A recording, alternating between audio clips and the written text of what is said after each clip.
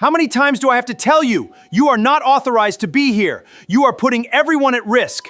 Need you, Margaret Coleman, had been sitting in the same plastic chair for 3 hours. Her back straight, her hands folded over the old leather purse in her lap, like it held something more valuable than the few crumpled bills and expired coupons inside. The fluorescent lights buzzed overhead, casting a pale, tired glow over the waiting room. And every few minutes, she'd glance up at the clock above the nurses' station, not out of impatience but out of habit. The same habit she'd built over decades of waiting rooms, welfare offices and parent-teacher conferences, where she was always somehow last on the list. She wore a grey cardigan, patched twice at the elbows over a faded blue dress. Her shoes were scuffed but polished, the kind of polish that came from someone who took care of the little she had because it was all she had. A few other patients glanced at her occasionally, not unkindly, just the way people glance at anyone in a waiting room, searching for a story, a reason, a diagnosis to match a face. Margaret didn't meet their eyes. She'd learned long ago that dignity wasn't loud. It didn't announce itself. It simply stayed. Her chest had been tightening since that morning. A dull pressure that came and went like waves against a shore, and each time it returned, it stayed a little longer. She hadn't told anyone at first. She rarely did. Complaining, in her experience, rarely changed anything. It just gave people a reason to look at her differently, to decide she was being dramatic or worse, that she was trying to take something that wasn't hers to take. When Officer Daniels, a young black police officer, working hospital security that afternoon, noticed her sitting there for the second hour, he crouched down slightly to meet her eyes. "Ma'am, you doing all right? You've been sitting a while." His voice was gentle, the kind of gentle that came from someone who'd watched his own mother wait in rooms like this one, overlooked in ways that were never written down anywhere, but still somehow understood by everyone who'd lived it. Margaret gave him a small, tired smile. "I'm fine, baby." "Just waiting my turn." He didn't look convinced, but he nodded and said he'd check with the front desk. He did twice. Each time he was told she was in the queue, though the queue never seemed to move for her the way it moved for others who arrived long after she did. When Dr. Marcus Whitmore finally called her back, he didn't look up from his tablet as he walked. Margaret rose slowly, one hand briefly pressed to the chair's armrest for balance, and followed him into the small exam room. He gestured for her to sit on the exam table, without so much as a glance in her direction, his eyes still scanning the screen in his hand. "Chest pain," he read aloud, more to himself than to her. "Let me guess, no insurance." "I have Medicare," Margaret said. Her voice, even he let out a short breath that wasn't quite a laugh, but carried the same weight. "Right, look, this is a level 1 trauma center. We don't exactly have the bandwidth to run full cardiac workups on every case that walks in." Feeling a little anxious, he scribbled something quickly on the chart. Still not making eye contact. "Take some aspirin, rest at home. If it gets worse, there's a county clinic 2 miles from here. They can take a closer look." Margaret sat with her hands folded in her lap, saying nothing, though something in her expression, a flicker barely visible, showed that she'd heard this tone before. In different rooms from different men, her whole life she had raised a son alone. In neighborhoods where ambulances sometimes took 20 extra minutes to arrive, where doctors' assumptions often came before their stethoscopes, she'd learned that arguing with a man convinced of his own certainty rarely ended in her favor, so instead she simply sat with the same stillness she'd carried through every unfair room she'd ever been. Asked to leave quietly, a young nurse named Priya, who had noted Margaret's blood pressure and a regular pulse when checking her in, stepped forward from the doorway. "Dr. Whitmore, her vitals actually show some concerning elevation.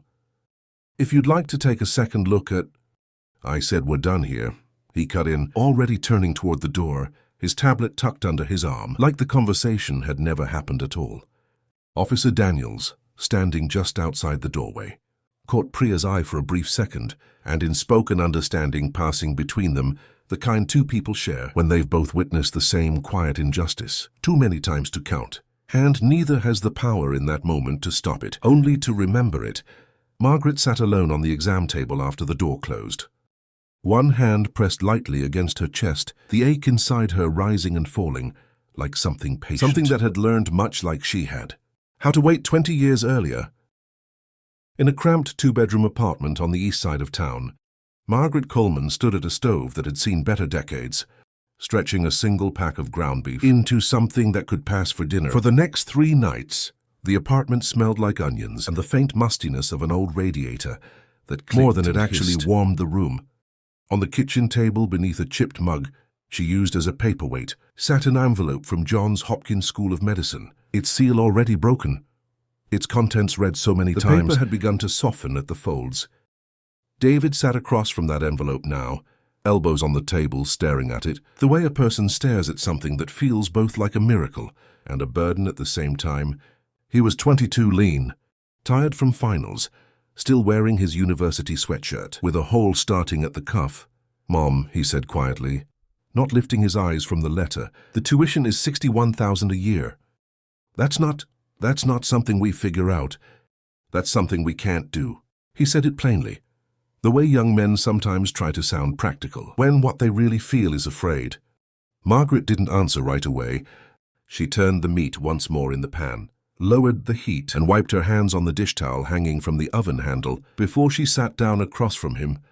She'd rehearsed this moment in her mind for weeks, ever since the acceptance letter first arrived, because she knew her son well, enough to know he would try to talk himself out of the one thing he'd worked his whole life toward.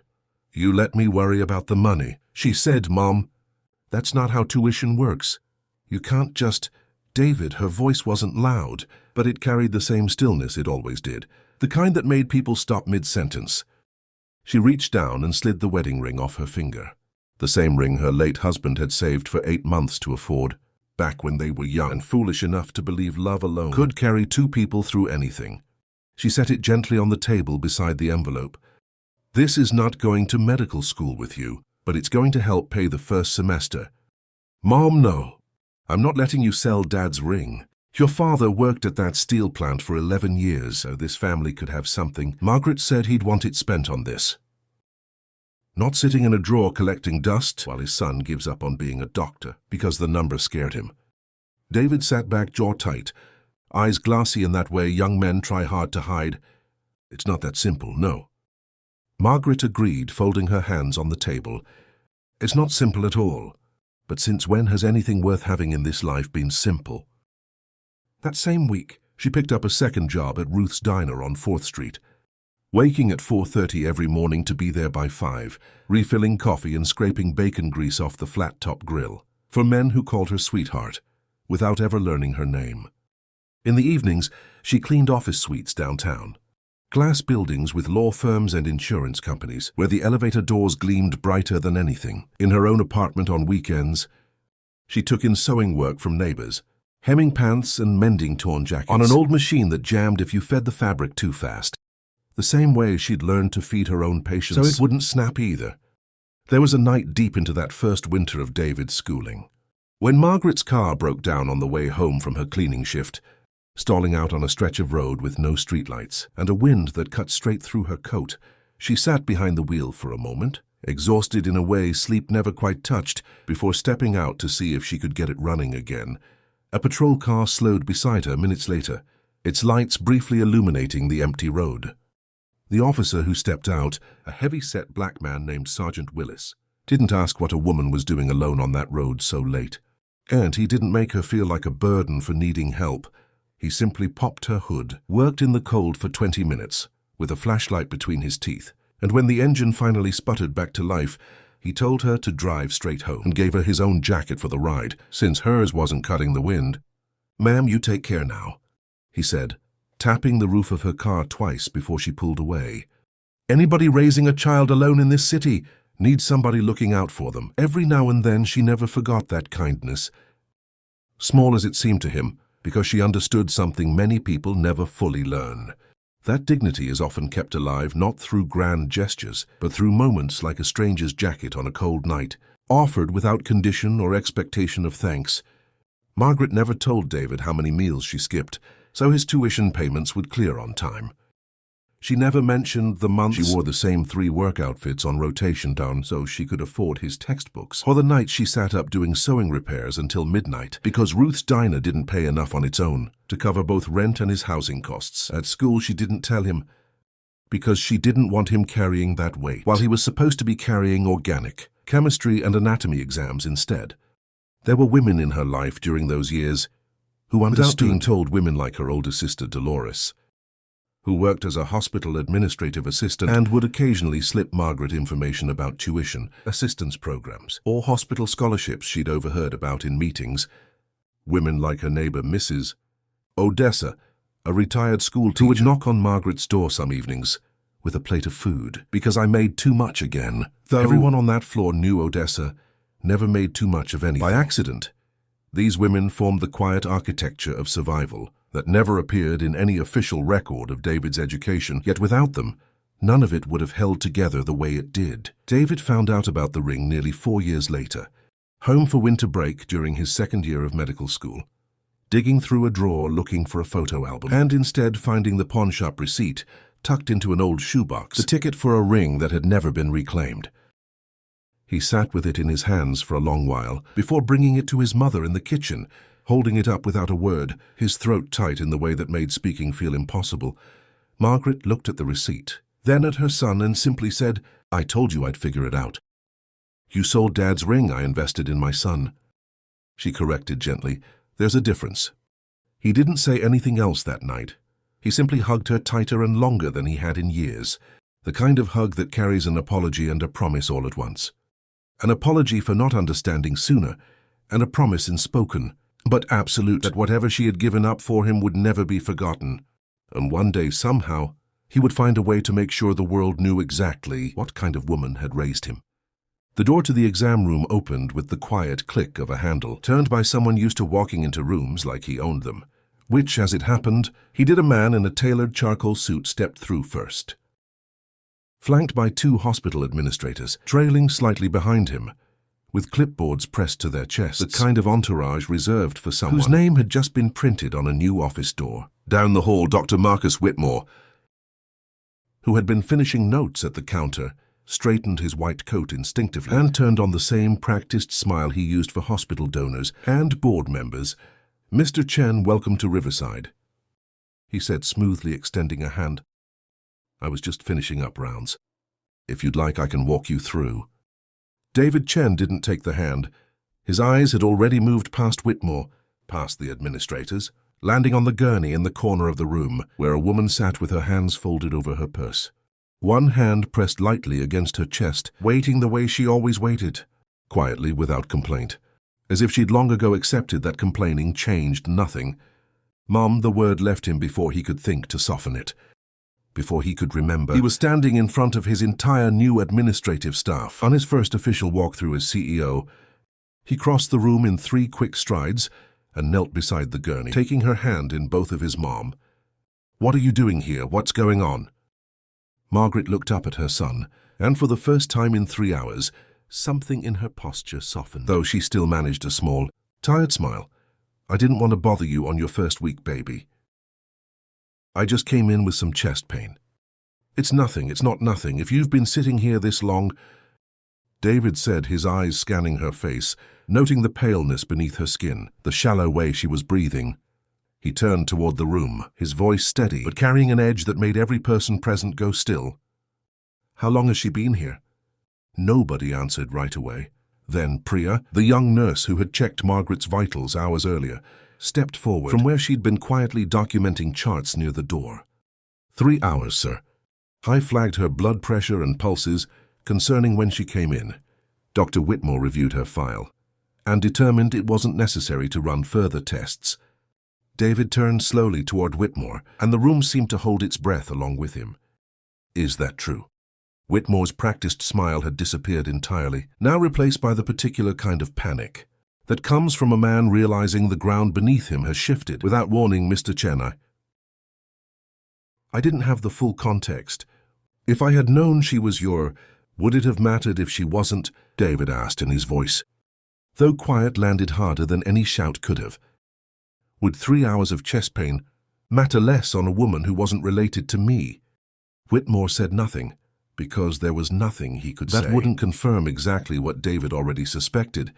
Officer Daniels, still stationed near the doorway from his earlier rounds, caught Priya's eye again, the same silent understanding passing between them as before. Except this time, for the first time in either of their careers working in that hospital, someone with real power in the room was finally seeing what they had seen for years and choosing not to look away from it. David stood still, holding his mother's hand, and turned to the administrators beside him. "Get a cardiac team in here immediately. Full workup EKG. Troponin levels the works. I want her in a private room within 10 minutes. One of the administrators nodded quickly and moved for the phone at the nurse's station without hesitation. Then David turned back to Whitmore. And though his voice remained level, there was nothing warm left in it. "This woman sold her wedding ring so I could afford my first semester of medical school. She worked a diner shift at 5 in the morning, cleaned office buildings until midnight, and took in sewing work on weekends, so I would never have to choose between rent and tuition. She skipped meals she never told me about until years later, because she didn't want me carrying that weight, while I was supposed to be learning how to save lives." He paused, letting the words settle over the room. "You didn't just dismiss a patient today. You dismissed the entire reason I'm standing in this hospital, in scrubs instead of somewhere else entirely. Mr. Chen, I can explain. You're suspended effective immediately pending a full review. David said every decision you made today. Every patient you saw is going to be examined. If this is a pattern, and I suspect it is, you won't be practicing medicine at Riverside again." Whitmore opened his mouth once more. But whatever he intended to say died somewhere between his throat and the silence of the room, because there was truly nothing left to say. 2 administrators quietly escorted him out, his tailored coat suddenly looking less like a symbol of authority and more like a costume that had just been stripped away in front of everyone who once respected it. Margaret squeezed her son's hand gently. "David, you didn't have to do all that."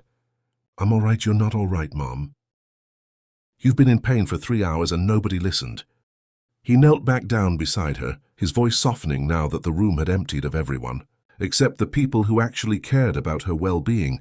"I built my whole life on the belief that you deserved better than what the world gave you. Growing up, I'm not about to let anyone forget that. The moment I finally have the power to do something about it." The cardiac team arrived minutes later, moving with the urgency that should have been there from the very beginning, and within the hour, Margaret was resting comfortably in a private room on the 4th floor. Monitors softly beeping beside her, David seated in the chair next to her bed, still holding her hand the way he had when he was a boy. Afraid of thunderstorms, Officer Daniel stopped by the doorway before his shift ended, giving Margaret a small nod. "Glad you're being taken care of, ma'am. Told you somebody was looking out for you." Margaret smiled at him, the same tired but genuine smile she'd carried through every hard season of her life. "You were looking out for me the whole time, son. I noticed Priya finishing her rounds nearby." Paused at the door as well, watching David adjust his mother's blanket with the same gentleness Margaret had shown him his entire childhood. It was a small moment, easy to miss in the business of a busy hospital floor. But for anyone who had ever been overlooked, dismissed, or judged before being truly seen, it meant everything. By the following week, Whitmore's suspension had turned into a permanent departure from Riverside General and Hospital policy, changed to require mandatory review of any patient discharge involving chest pain symptoms, regardless of insurance status. Nobody announced it as being about Margaret specifically, but everyone on that floor knew exactly where the policy had come from, cert, and exactly why it mattered. Margaret Coleman went home 3 days later, her heart stable, her son at her side the entire time. And though she never asked for recognition or apology, she received something far greater than either. The quiet knowledge that the sacrifices she made in silence for over 2 decades had finally been seen, honored, and repaid by the very life she gave everything to build. Sometimes the people the world teaches us to overlook are the same people quietly holding everything together. And sometimes, if we're patient enough, life gives us the chance to make that right in front of everyone who ever doubted them,